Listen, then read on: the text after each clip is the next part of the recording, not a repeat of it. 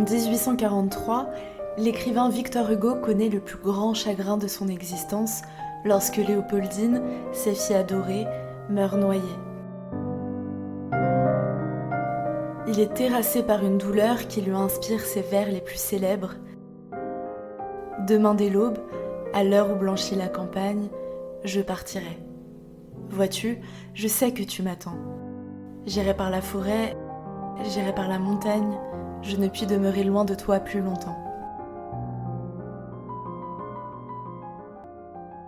Cet amour qu'Hugo porte à sa fille et qui semble transcender la vie et la mort vient sûrement élargir la plaie béante du cœur de certaines d'entre nous. Car là où l'écrivain aimerait mourir pour rejoindre sa fille adorée, d'autres pères ont pris la poudre d'escampette et ont laissé leur fille sans trop se soucier de leur sort.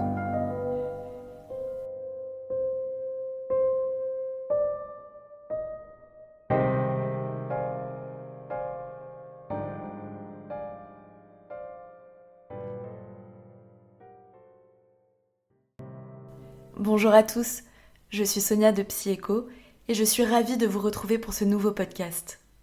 Aujourd'hui, c'est du père dont nous allons parler, plus précisément de la relation père-fille et plus précisément encore de la conséquence de l'absence de père dans la vie d'une femme. Si aujourd'hui le caractère indispensable de chacun des rôles parentaux est questionné, pour la psychologie, le caractère indispensable de la figure paternelle n'est plus à démontrer.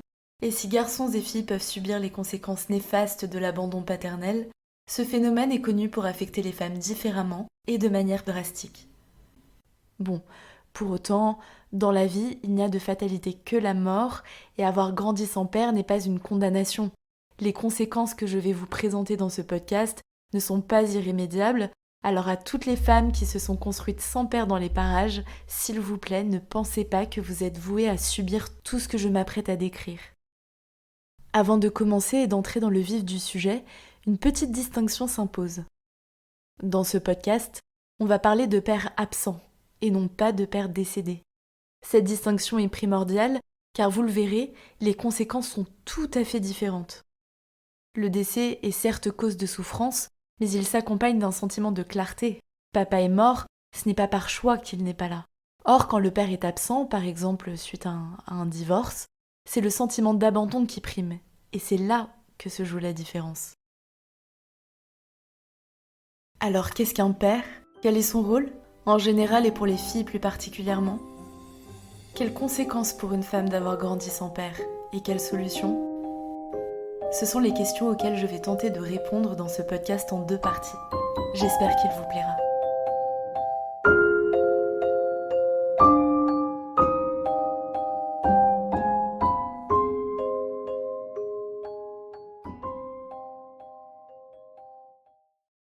Qu'est-ce qu'un père ? Eh bien, notre bon vieux Larousse nous dit que le mot père vient du latin pater. Il désigne l'individu de sexe masculin qui a engendré ou adopté un enfant, ainsi que le créateur d'une œuvre. Mais ce qui est vraiment intéressant, c'est que ce mot constitue la racine d'autres mots que nous connaissons bien. Il y a le mot patrie qui définit la terre des aïeux, le mot patrimoine qui signifie littéralement ce dont le père est muni, donc ce qui sous-tend l'idée d'une transmission. Il y a aussi le substantif patrice, qui se rapporte à la notion de dignité instituée, ou enfin le mot patron, qui signifie protecteur. Oui, je sais, ça fait sourire, parce que ce n'est pas toujours conforme à l'expérience qu'on a d'un patron, hélas. Pater, patrie, patrimoine, patrice et patron, mis les uns à côté des autres, on obtiendrait une vision d'ensemble du pater qui donnerait quelque chose du genre « Le père est un homme au principe créateur qui transmet ce qu'il possède et de qui la société attend dignité et protection. » Sacré programme, n'est-ce pas ? Eh bien, creusons un peu plus. Malinowski est un anthropologue du siècle dernier qui a observé une société matrilinéaire en Nouvelle-Guinée. Il explique que cette population n'avait aucune idée du rôle de l'homme dans la conception de l'enfant, mais que les femmes devaient pourtant être mariées pour pouvoir mettre leur enfant au monde. Grosso modo, pour cette population, il n'y avait pas besoin d'hommes pour faire un enfant, mais il fallait un père pour en élever un. Donc je reprends et je résume, pas de lien physiologique entre l'enfant et le père pour cette population. Et on touche ici à quelque chose de très important sur l'identité paternelle. Car aujourd'hui encore, et chez nous, dans notre société, Aussi étonnant que ça puisse sembler, nous ne sommes pas loin de cette manière de penser le père. Parce que oui, nous sommes calés, alors les spermatozoïdes, la fécondation, tout ça, on connaît très bien. Mais le rôle du père reste malgré nous un rôle qui est bien plus qu'une question scientifique. Il y a quelque chose de la mère dans l'enfant. La mère transmet sa chair, c'est dans son corps que l'enfant prend forme. Donc il y a une preuve directe de la maternité. D'ailleurs, si je vous dis mère, vous pensez sûrement à l'enfantement. Vous envisagez la mère comme étant celle qui a porté l'enfant, mais si je vous dis père, à quoi pensez-vous? C'est plus difficile, n'est-ce pas? En réalité, le lien physiologique entre un père et son enfant se déduit plus qu'il ne se constate à l'œil nu. Je suis la fille de ma mère, c'est certain, sans l'ombre du moindre doute. Mais suis-je la fille de mon père? Eh bien, c'est ce que m'a dit ma mère, c'est ce que lui reconnaît, et à leur suite l'ensemble de la société, mais la preuve est indirecte. Alors si elle ne se fonde pas sur l'évidence physiologique, sur quoi repose l'identité paternelle?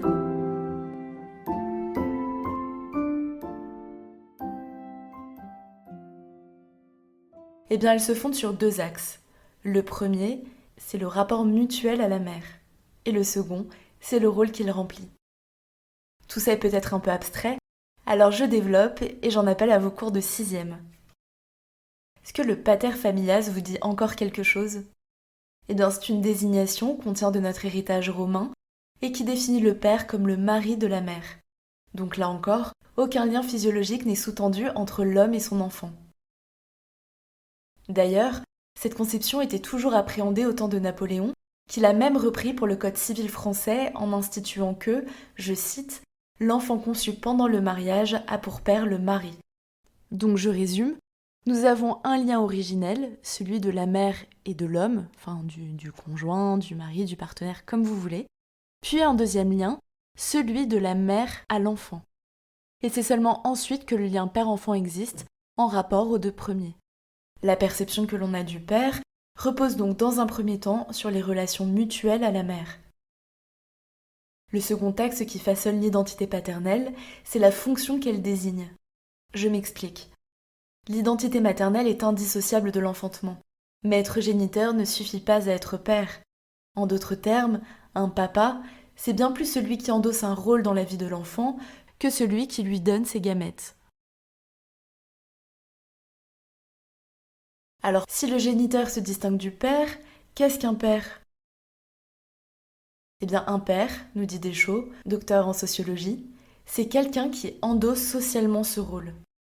Être papa, c'est un au-delà d'une question biologique. C'est un au-delà qui n'est pas qu'individuel, mais également social, et voici pourquoi. L'être humain est un animal raisonnable, intelligent. Il pense, il réfléchit.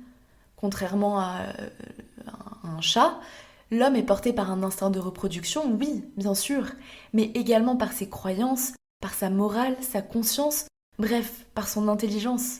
Alors chez nous, les humains, la paternité a deux jambes pour tenir droit. La reproduction mécanique, mais aussi, et peut-être même surtout, la reconnaissance et la transmission. Vous voyez, au risque de me répéter, une femme enceinte porte l'enfant. Elle ne peut pas se désengager de l'enfantement et de sa maternité. Mais l'homme, lui, eh bien, il le peut. S'il part un soir acheter des clopes et ne revient jamais, il sera géniteur, mais pas père. Car le père, c'est celui qui décide de rester, c'est celui qui ancre l'enfant dans un projet, dans une histoire, dans une filiation.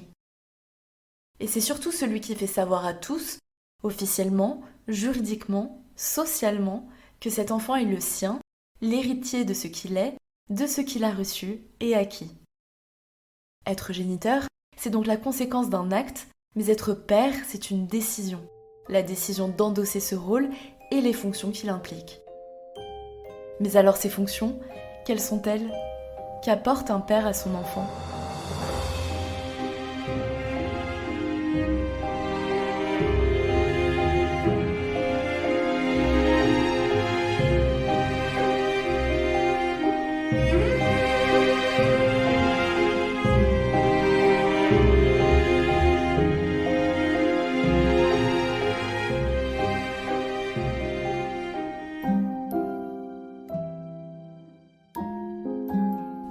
Intéressons-nous d'abord au rôle du père en général, pour les petites filles et pour les petits garçons.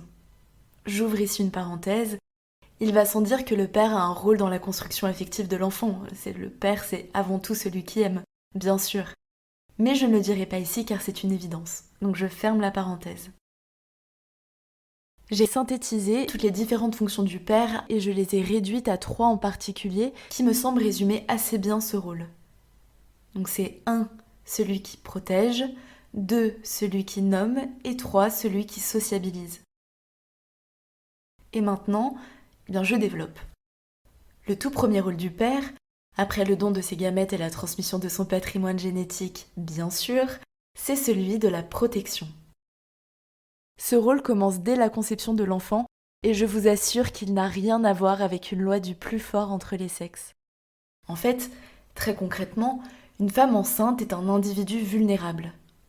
Or, l'enjeu fondamental pour le couple parental, c'est d'assurer la bonne arrivée de l'enfant.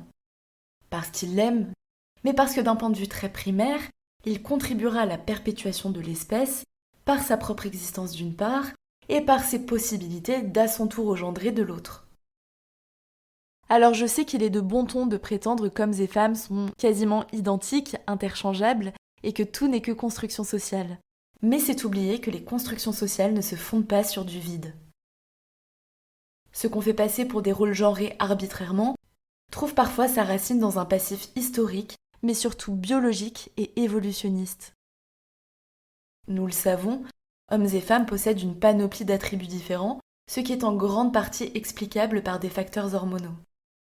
L'homme dispose d'une masse musculaire supérieure à celle de la femme, il tend à être plus grand et à avoir une voix grave, ce qui, entre autres, en fait un être plus menaçant en situation de conflit. Donc si l'une des fonctions de l'homme, et a fortiori du père, est de protéger, c'est qu'il possède les attributs pour le faire et que la nature impose des situations concrètes dans lesquelles il doit endosser ce rôle. Et c'est à cette base que les normes sociales et la culture se sont ensuite adossées. D'un point de vue psychanalytique, ce rôle protecteur se poursuit dès la naissance de l'enfant au niveau non plus seulement physique, mais psychique. L'enfant est conçu dans la mère, il lui est fusionné, et en naissant, il lui est fusionnel. Or, pour se constituer en tant que sujet, une séparation doit s'opérer, ce qui peut être source d'angoisse à la fois pour la mère et pour le nourrisson. Le rôle du père, qui est lui extérieur à cette fusion, c'est donc d'accompagner cette séparation pour que l'enfant et sa mère se sentent encadrés. Le second rôle du père est de nommer son enfant. C'est un geste par lequel l'homme, qui n'a pas porté sa progéniture en son sein, inscrit l'enfant dans sa lignée. C'est un geste hautement symbolique qui est reconnu socialement et qui rattache l'enfant à quelque chose, ce quelque chose étant une histoire. Et pour illustrer ce propos, permettez-moi une petite anecdote. Une jeune femme que je connais bien a perdu à la loterie et a eu un très mauvais géniteur. Il y a quelque temps, elle a entrepris des démarches pour que le nom de son père soit supprimé de son état civil et désormais, elle ne porte plus que le patronyme maternel. Il y a dans cet acte quelque chose de profondément symbolique qui prouve que porter le nom de quelqu'un n'est pas anodin. Si ça l'était, s'appeler, Hitler, ne poserait de souci à personne. Mais le nom renvoie à quelque chose. Dans l'exemple que j'ai cité, il renvoie à un imaginaire, et à un imaginaire monstrueux. Mais dans le cas du père et de son enfant, c'est à un héritage qu'il renvoie. Renoncer au patronyme, c'est se désaffilier. Si le père reconnaît son enfant en lui donnant son nom, ôter le patronyme paternel, c'est rejeter cette reconnaissance. En fait, c'est un reniement filial officialisé. C'est dire publiquement « cet homme est mon géniteur, il n'est pas mon père, je ne veux pas de son héritage ». Bon alors je sais bien qu'on me dira que l'enfant peut porter le nom de ses deux parents, voire uniquement celui de sa mère.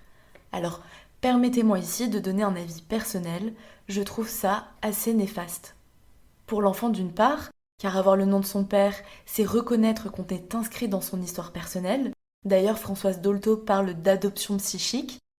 Et d'autre part, pour le père présent, car les noms de famille seraient le moyen de compenser l'incapacité des hommes à donner naissance, restant ainsi le seul moyen pour un homme de montrer sa légitimité auprès d'un enfant. Et pour l'un comme pour l'autre, c'est une affaire de signes aussi, c'est-à-dire de manifestations visibles de réalités abstraites. Recevoir le nom de son père, c'est le signe, l'expression matérielle, de la reconnaissance de sa participation dans notre conception. Puis d'autre part, cette idée de vouloir donner à l'enfant uniquement le patronyme maternel ne prend simplement pas. Il est possible de le faire depuis 2005, et pourtant, en 2019, 82% des enfants portaient encore uniquement le nom de leur père. Puis ce résultat est à nuancer, parce que dans les 18% de mères qui donnent leur nom à leur enfant, leur nom seul, j'entends, on ne sait pas quelle est la proportion de mères célibataires. Ce qui progresse, en revanche, c'est la part d'enfants portant les 2 patronymes. Mais même comme ça, dans 3 cas sur 4, c'est le nom du père qui est suivi de celui de la mère. Et personnellement, je suis convaincue que les femmes, même inconsciemment, continuent de donner le nom de son père à leur enfant, car c'est symboliquement lui donner un père, et c'est faire qu'à son tour, la société le reconnaisse. En fait, le nom est la façon dont l'homme s'attache à son bébé. La femme lui donne la vie physique, et l'homme, la vie sociale. D'ailleurs, cette fonction sociabilisante du père est le 3e grand point de ce résumé des fonctions paternelles. Jean Le Camus, professeur émérite de psychologie, explique que le père assure l'insertion sociale de l'enfant, notamment grâce au jeu. Alors je sais, c'est assez inattendu, mais quand on se penche dessus, ça paraît assez évident, car les jeux lui permettent de se préparer au rapport aux autres enfants. Et vous allez le voir, c'est très intéressant. Si vous voulez les références des études que je vais citer, vous les trouverez en description de ce podcast. Dans ses travaux, Le Camus compare les attitudes de mère et de père avec leurs enfants lors de jeux avec des objets non conventionnels. Il constate que le père est plus taquin et tente plus souvent de déstabiliser l'enfant, ce qui l'incite à s'adapter à la nouveauté et à inventer de nouvelles solutions. Dans une autre étude, menée avec des bébés nageurs en piscine, il constate que le père tend davantage à encourager l'exploration et la prise de risque de l'enfant, parce que si le père protège, il se veut aussi stimulant. De nombreuses autres études abondent dans ce sens, et donc pour conclure, voici ce que l'on pourrait dire. Le père contribue à l'intégration et à la résolution des conflits, et surtout au renforcement des sexes. Ainsi s'achève la première partie de ce podcast, et voici ce qu'il faut en retenir. L'identité paternelle est presque plus symbolique que biologique. Un papa, c'est celui qui aime, qui nous donne son nom pour nous inscrire dans une lignée, dans un héritage, et qui nous donne au monde en nous protégeant et en nous sociabilisant.